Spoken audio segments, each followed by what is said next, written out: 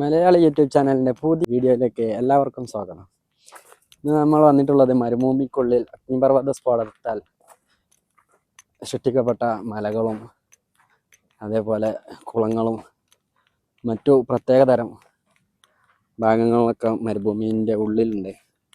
ഏകദേശം മരുഭൂമിൻ്റെ ഉള്ളിലോട്ടൊരു 8-10 കിലോമീറ്ററോളം നടക്കാനുണ്ട്. സൗദി അറേബ്യ അൽജോഫ് എന്ന് പറയുന്നൊരു ഏരിയയിലാണുള്ളത്. ഹൈവേ വിട്ട് മരുഭൂമിക്കുള്ളിലോട്ട് ഏകദേശം 8-10 കിലോമീറ്ററോളം നടക്കാനുണ്ട്.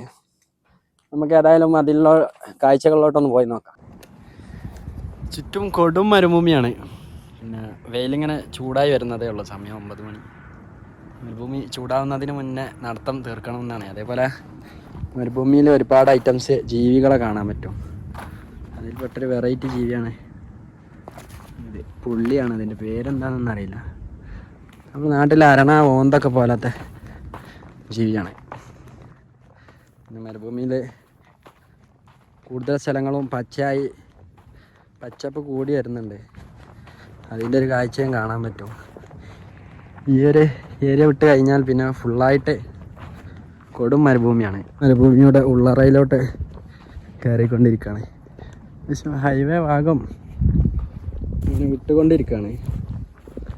ഇവിടുന്ന് ഉള്ളിലോട്ട് പോയി കഴിഞ്ഞാൽ ആ ഒരു ഭാഗത്തെ കാഴ്ചകൾ എങ്ങനെയുണ്ടെന്ന് കാണാൻ പറ്റും.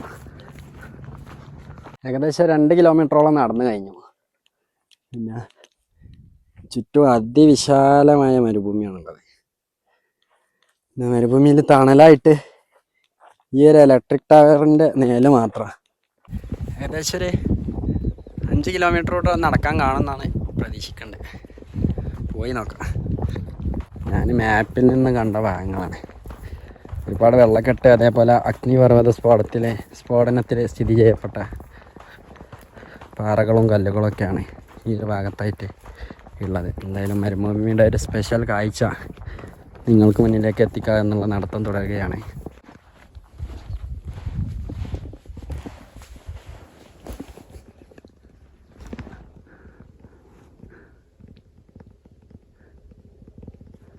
നല്ല കയറ്റം കൂടിയ മരുഭൂമി ഇങ്ങേപ്പുറത്തേക്ക് താഴ്ന്നൊരു പ്രദേശമാണ്.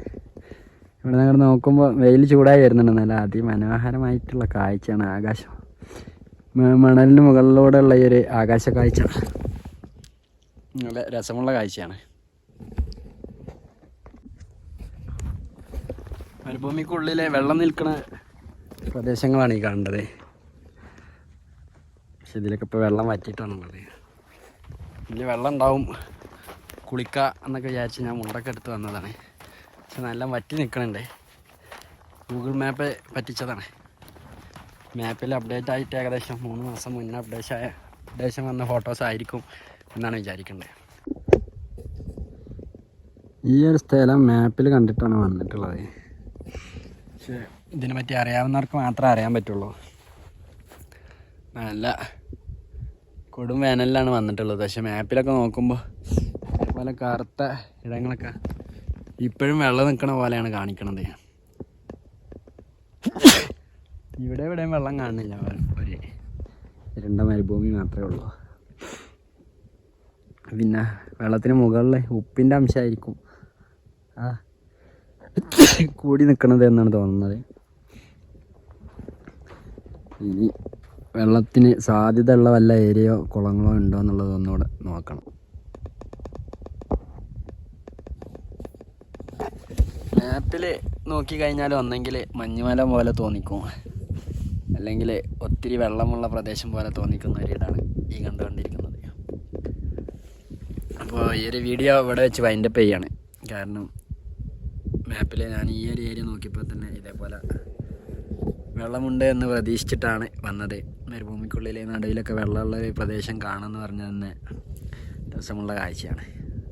അപ്പോൾ അങ്ങനത്തെ ഒരു കാഴ്ച എല്ലാം നേരിട്ട് വന്നപ്പോൾ കാണാൻ പറ്റിയത്. അപ്പോൾ ഈ ഒരു വീഡിയോ ഇവിടെ വെച്ച് വൈൻഡപ്പ് ചെയ്യണം. അപ്പോൾ വീണ്ടും ഇതുപോലത്തെ കാണാൻ കാഴ്ചകളുമായിട്ട് കാണും വരേക്കും സബ്സ്ക്രൈബ്.